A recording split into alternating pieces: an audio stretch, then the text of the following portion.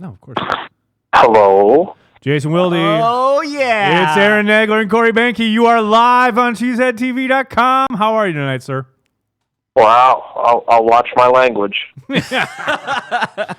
Oh, my gosh. Yeah, speaking of that, How are you guys? we were okay. Last week we had a profanity-laden show. Oh, my goodness. And it was the first one we sent to CBS Local. And afterwards, I'm like, maybe we should cut that out. It's probably not a great idea. How are you, sir? Was that the show I was bumped from? Yeah, that was the show you were bumped from. Yes. Katie Nolan dropped down from on high and was like, I want to be on your show. And we said, but we already have someone. But okay. That was I'm sure you fought the good fight for quite a while. Definitely. Before accepting her. Yes. I can tell you this. Several people were very upset. They were. Very upset that A, that you were bumped, and B, that we didn't talk Packers enough. Yes. Oh, so they felt like what they feel when they listen to Green and Gold today. I set them up. You knock them down. All right. Let's get down to brass tacks. We were just talking about your brilliant moment on Aaron Rodgers' show yesterday about the fine. Yeah, where you said, so that means you got fined, right? And he said, next question or no comment or whatever it was. You got to think. So great. He got fined, right? He had to have been. Yeah, he clearly got fined, right? I mean, Exactly.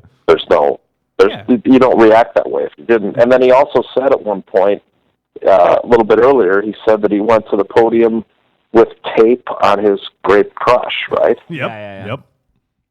I think he said that. So I think, I'm no Sherlock Holmes, but I'm pretty sure he got fined for that not being a Pepsi product. All right, Benedict Cumberbatch. Let's break it down. Sunday night against the Patriots. What was the biggest surprise? Obviously, lots of people, including yours truly, picking against the Packers. They get the big win on a national stage. What was the biggest surprise to you?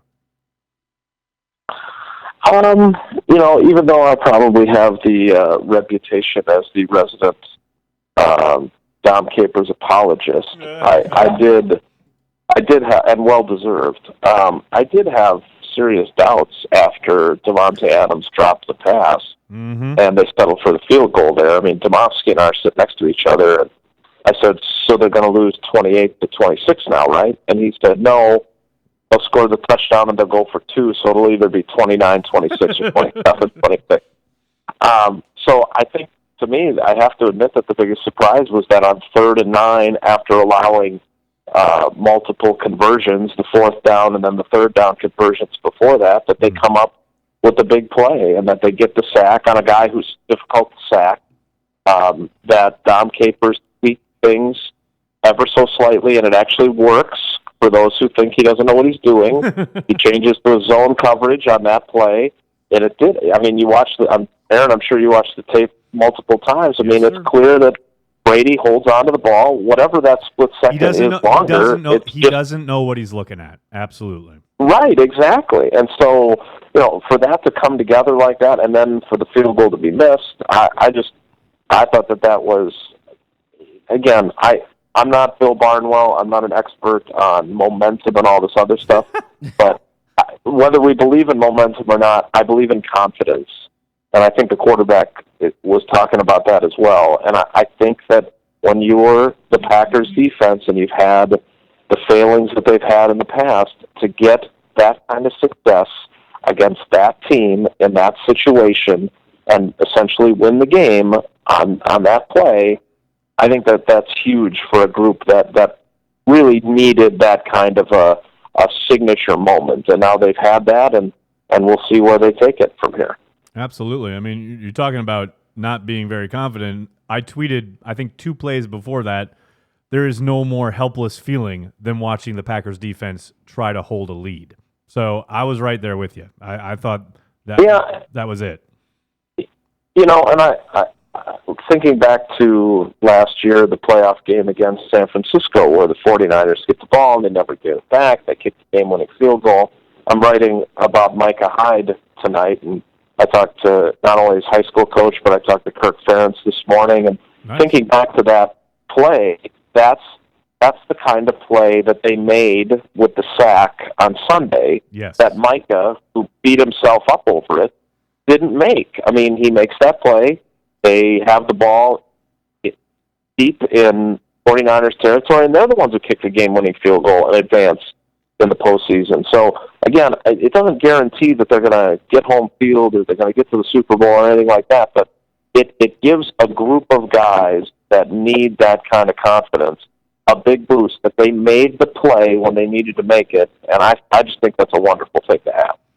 Sticking on the defensive side of the ball, and speaking of confidence, I have a query about a longtime Packer who has every reason to maybe be, questioning maybe his confidence, so to speak, in one Mr. A.J. Hawk.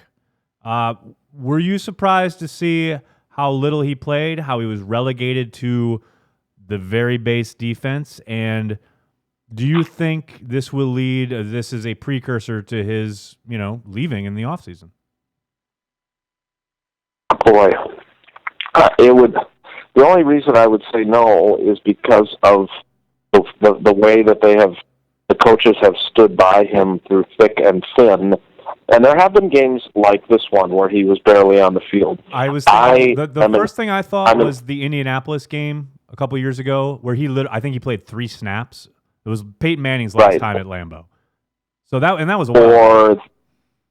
Or the 2010 opener in Philadelphia, where he didn't play at all on defense. Exactly.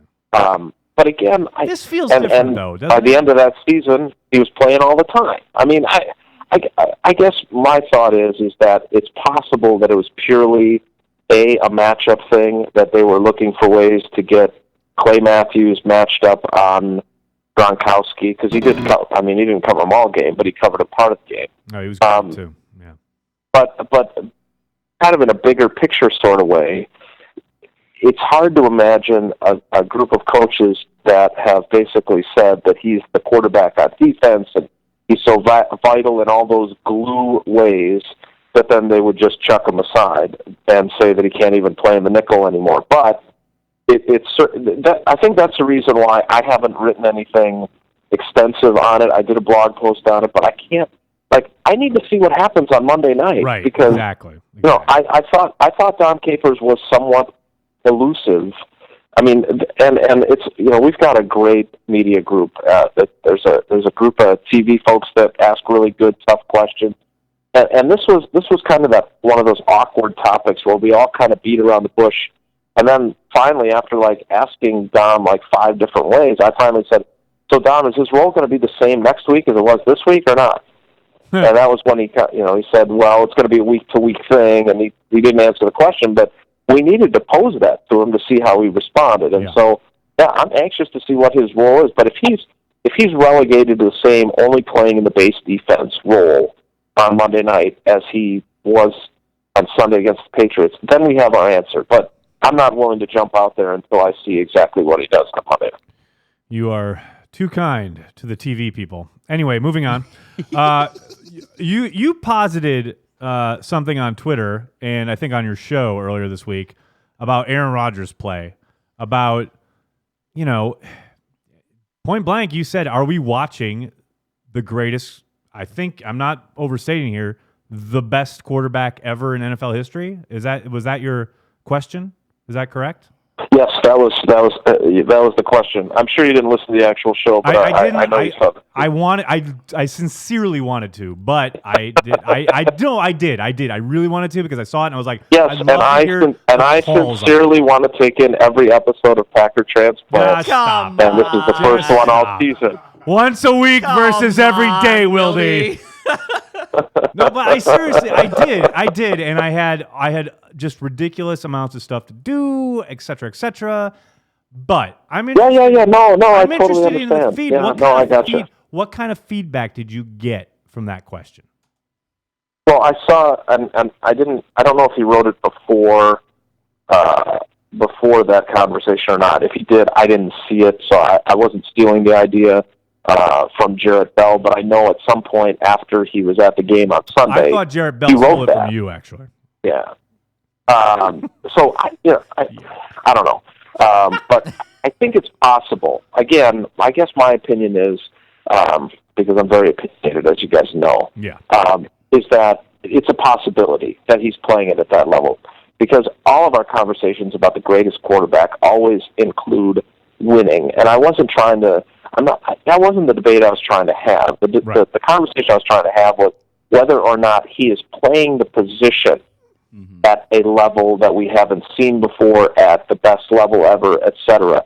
I mean, that spans a long time. That spans a lot of different great quarterbacks. I don't think it's probably a fair discussion, but when you look at the way he's not turning the ball over, all the stuff he does at the line of scrimmage, changing plays, etc., you take all that into account, and I would argue that he's playing better than he even did when he won his first MVP. No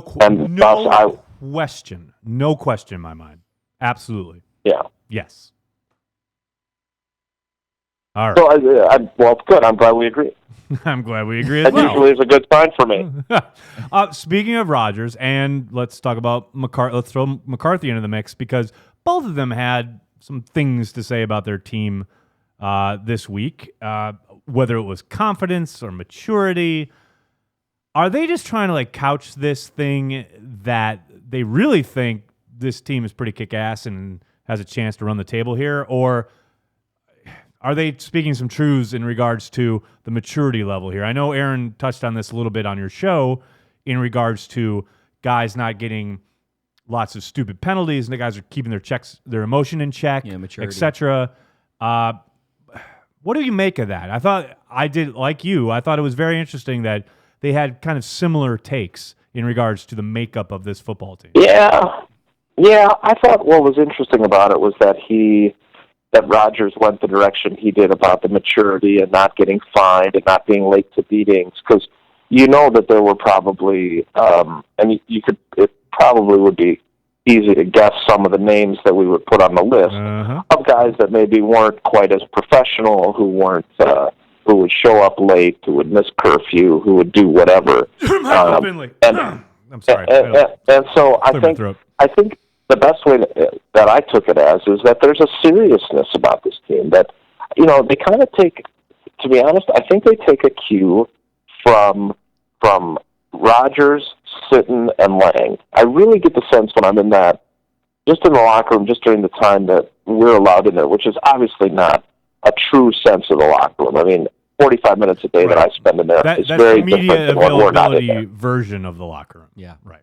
Right, but I get the sense that those guys, and that the vibe is, look, we know when we can have fun and goof around, and we know when we have to have our acts together and get to work. And I think that's something that I've always believed, that offensive lines set the tone for your team. Yes. And, one of the reasons why I think that, say, the 2003 team was as good as it was and should have been playing in the Super Bowl that year was because they had that was a great offensive line that also had control of the locker room. They had the quieter, more professional veteran guys of Tauscher and Clifton, and Marco wasn't quiet, but he was big time professional. And then they had kind of a leader who also could be a jokester in Flanagan. And then they had the tough guy, the badass guy in Wall, and they had that group that really, they owned the locker room. And to be quite honest, I think that's one of the reasons why, they were able to have success even without Favre being necessarily the traditional leader and dressing in the same locker room even, right? I mean, that was the first year that he started to use the staff locker room. So I really believe that offensive lines are vital to that. And I think that this group, even though there's some really young guys on it, I really think this group has that quality. I wouldn't discount either. I mean, and I completely agree with everything you just said. I wouldn't discount the influence of Julius Peppers either. I mean, you're talking about the strong sense of veteran leadership. I mean, it's impressive. The one time I got to meet him this summer, I mean, he has a serious presence. I mean, that guy is... He does. And you know what, Aaron, the other thing that's interesting is that I love the way he went about becoming that influence in the locker room. Like the first time I feel like, he didn't talk until the first OTA to us. Like there was never a press conference or anything. But then there was a time in training camp. It wasn't a big group of us. It was like 4 or 5 of us. And one of the things he said which I thought was just genius of him, was, hey, I'm the new guy here. I'm not a leader. I just got here. I've been in the league a long time. I've done some things in this league.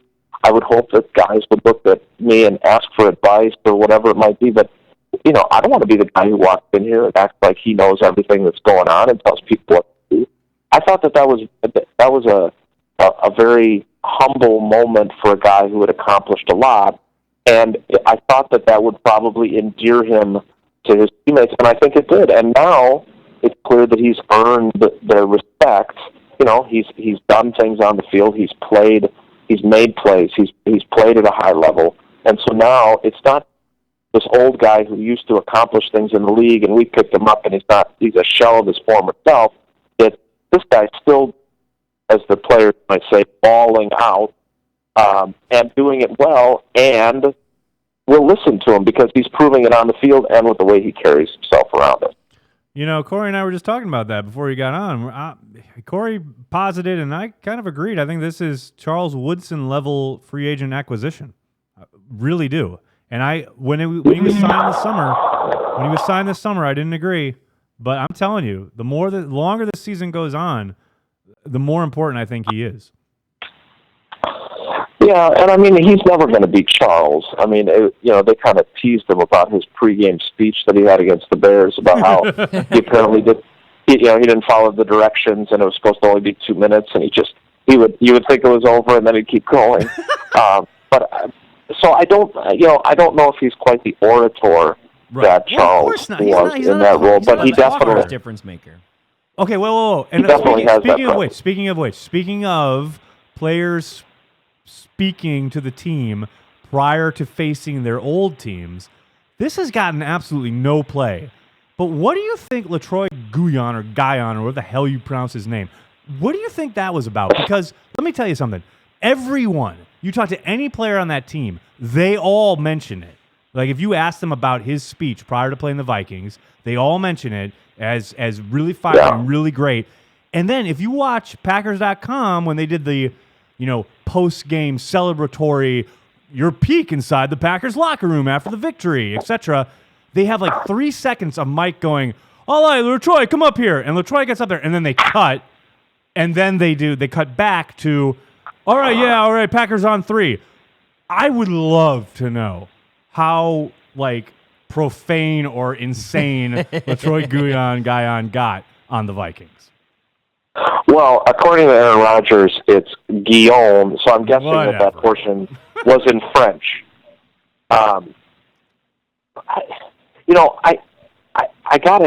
He did talk to us in the off season and said some things about how he came here because he wanted to play for a real team and with a real quarterback. Remember that? I think a few of us wrote small things about it, nothing overly inflammatory. It was hard to get a read on him. It was hard to get a read on him because he wasn't on the field. You were never talking about it because he was on the sideline all summer.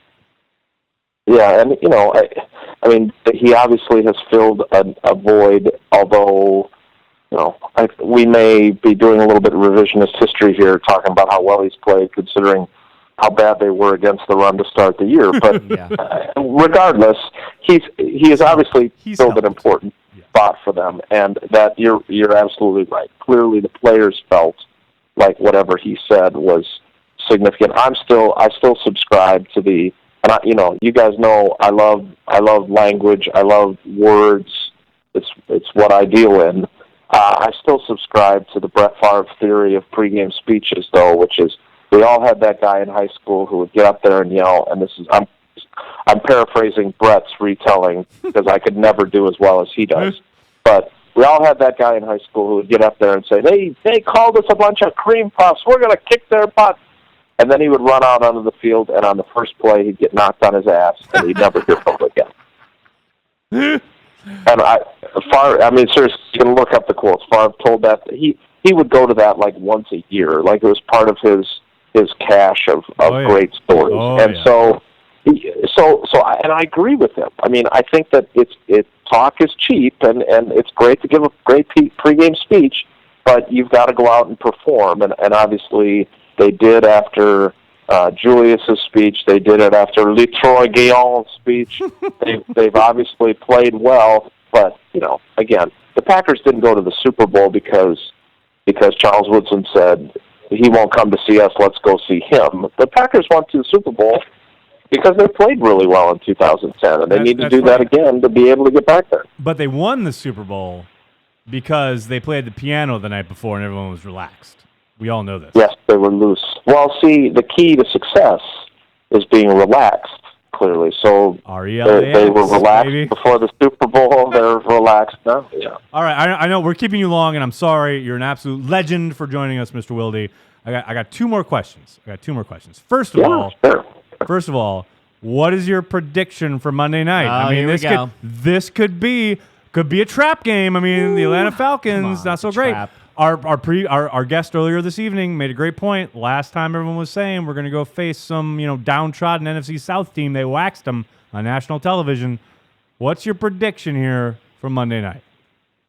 Was that Mike Daniels, or is he on after me? No, that was Mike Daniels. Yes, he was on. Jason, I love you, buddy. You're the closer, You're the Jason. closer, dude. I'm going to watch the podcast later, obviously. I'm sure you are.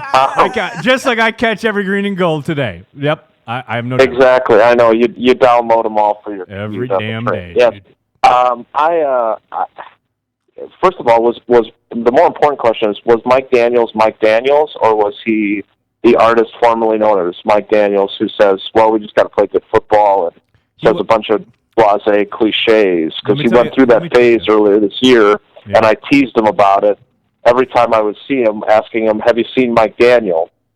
And nice. I think he started to come around to being himself again. Was he himself tonight with you? He was, I will say this, he was a mix. He was he was, his usual, like, Terminator, let's destroy everybody kind of thing, but it was very on message. It was very, like, every game's the same. We got to destroy everybody. Yeah. This is my job. Although I did like what he said about, I asked him about the third down thing earlier, like last month. He was off the field on third downs. And now he's back on the field on third downs and he's kicking ass. So, he was like, whatever they asked me to do, et cetera, et cetera. So, a little bit of that, a little bit of the old. Because he's capable of being really, really great for us, and I do like teasing him when he, the best part was when he said that his dad told him he talked too much to the media. Then I asked him about it, and he didn't remember saying that because it wasn't the truth. He made it clear that might not have been the case, but he's forget whether he's being great with the media or not. The dude is a hell of a football player. And when I talked to Ferentz this morning for my Micah Hyde story that I was going to say finishing, but really more or less starting when I get done talking to you guys. I asked him about Mike, and he just raved about him. And I don't know if maybe Tyler's written this story, I can't remember, but, the fact that this was a guy that was going to go to Villanova. Yeah, right. And wasn't even a Division I recruit, and to have him, again, it's just further proof that there are really good football players to be found, whether it's from high school to college or college to pro, that slip through the cracks. I mean, this dude slipped through the cracks coming out of high school, slipped down to the fourth round coming out of college, and, he's really more or less all they have to show for that 2012 draft, him and Casey Hayward, but he's the one who's playing the bigger role right now. So Casey Hayward. I'm going to pick to answer your question. Sunday. Good Lord. Imagine that. Sorry. You get me all worked up. That's right. To answer your question, I will pick the Packers to win. I did not pick them to win like you didn't this past Sunday, but I think they're going to go 8-0 at home. I think they're going to win out, and if they have home field advantage, which they would avoid having to, if they win out, there's no circumstance where they'd have to go to Seattle, right? Because Seattle's 8-4, they're 9-3. I think that's the biggest thing they have to do. I think they can beat anybody else if they have to come to Green Bay. I think there are certain teams that they could beat on the road in the postseason, but I just think they have to stay out of Seattle. Part of me thinks they have to stay out of New Orleans too, but big picture, I think they're going to put themselves in one of those top two spots, have home field in the postseason, and have a chance to get to Arizona. Totally agree with everything you just said, except for the New Orleans thing. I think as long as Rodgers' hamstring is fine, they win that game. But we'll see. Well, you might be right. You might be right. Okay, the last thing. Like I said, I know we're keeping you long. I'm really sorry, but I did want to get your take on this. I told you 15 minutes knowing it would go 25-30, so it wouldn't go 35-40. That's my guy. That's like we used to tell my uncle on Thanksgiving, who used to go deer hunting. We'd say, lunch. We're serving at 1:00, knowing we were serving at 3, because Uncle Bob was always like Lombardi time. At least an hour and a half it's late. It's like a 2-hour version of Lombardi. Exactly. It's not Lombardi time. It's Uncle Bob and Aaron Nagler time. Exactly. Precisely. All right. So I wanted to get your take on this because as someone who, Corey and I tend to give you a little grief occasionally. Just a little bit. On Twitter and in other places. In regards to the job that you and others do in the media, I thought it apropos as you were going to be on tonight, and you were coming on before this happened. Colin Kaepernick out in San Francisco made some waves today for being very succinct and truculent in his answers, and it pisses me off when the quote-unquote traditional media gets all upset because a guy isn't verbose at the podium. And my question to you is twofold. Number one, do you have a problem with guys like Marshawn Lynch or Colin Kaepernick when they're fulfilling their media obligations? Obviously, Mr. Lynch did not at one point, but then when he did, he had the famous least common denominator. All right. Or Kaepernick giving his answers today. They're contractually obligated to meet with the media. They have done so. Do you share some of your colleagues' kind of thoughts on that, or are you what? The guy's doing his job. I've asked him questions, and he's answered. Yeah, I think clearly they're not fulfilling the spirit of the rule. But again, the rule is violated a lot, and I am not vigilant. I mean, look, let's be honest. There's a bunch of times when that Packers locker room is not nearly as populous as it should be during the media access period, and we have not raised a stink about that. Maybe we should. Maybe we need to do a better job of that. No, maybe don't we're ever. not as... Don't ever. Don't ever. Don't ever. Don't ever what? No, because it's okay. Here's the thing. You just said earlier, there's a version of the locker room when the media's there, right? Yeah, but I still they need to be available to me to ask questions. They don't have to go in there and act like they would if I wasn't there. I mean, I'm not asking them to do that, but for example, there are some guys that I would, if they were in there more often, they would not always be overwhelmed by this. But, look, Julius Peppers hates it when we all stand around his locker and he gets questions that some aren't very good. Regardless of who they're from, I've asked plenty of bad questions in my career, but he doesn't suffer them very well. But nope. Julius Peppers, if you talk to him one-on-one, is terrific. Yes. Like I love talking to the guy. And if you come through more often, you have more opportunity to have those types of conversations with a Domofsky or a Wes or Tyler or a Spoon or whoever, than if you are in there once a week for 10 minutes to have an entire group ask a large majority of bad questions to you. So but that's, again, he's fulfilling his obligation. Here's my opinion on this. And of course, just like I would say about Aaron Rodgers, that you can take my opinion and ignore it because you can say that I have too close a relationship with him, so I can't be accurate in evaluating him. That's fine. You're entitled to take my opinion and flush it. That's fine. In this instance, it's obviously my job, so my opinion, you can flush it after you hear it. That's fine. I respect that. My feeling is that the for lack of a better term, the boots on the ground media, because obviously the way the world of the internet and everything else and aggregating sites and all the other stuff has gone, everything takes off after we report it. Now, there are people that use it to write their own original stories based on some quotes that they read or whatever and are credited. There are other sites that just sort of aggregate what's said, like Pro Football Talk throughout the league, whatever.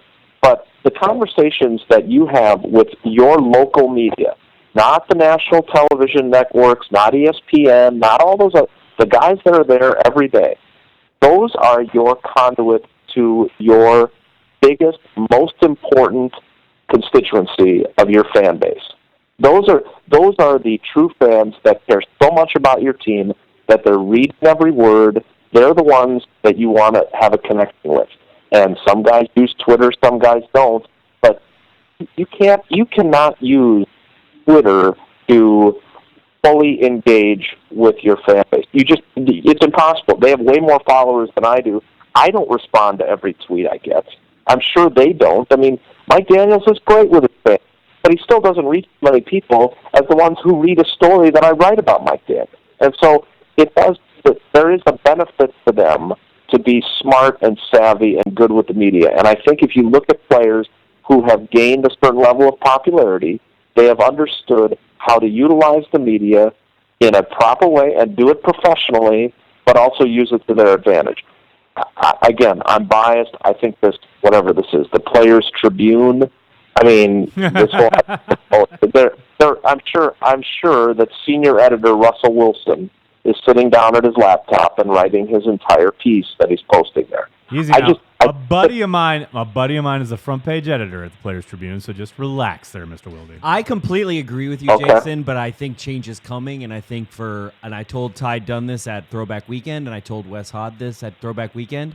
Change is coming. I've worked in the startup industry, and as the generations come along, the one-on-one gets more and more and more and more, and I don't know what that change is. I'm not disputing you, but change is coming. And there is something with social media that is going to completely disrupt the status quo that we have right now, especially that exists. Look, and I think whatever the change is, there's been adjustment throughout time. I mean, the idea that, first of all, and again, I don't say this in a denigrating way at all. But Stop couching. Stop it. Just say what you want to say, man. We know you love us deep down. But the fact that you two bozos are able to do what you do is amazing. I think it's the most awesome thing. Seriously, and you guys know how I feel about you. It is incredible for Packers fans to have this forum to sit on a Wednesday night and watch on their computer. I mean, when I started doing this, who could have imagined that a community of Packers fans could all sit and watch this on their computer? Like, we barely had the internet when I started covering the team. I mean, I think I think that there is incredible value to that.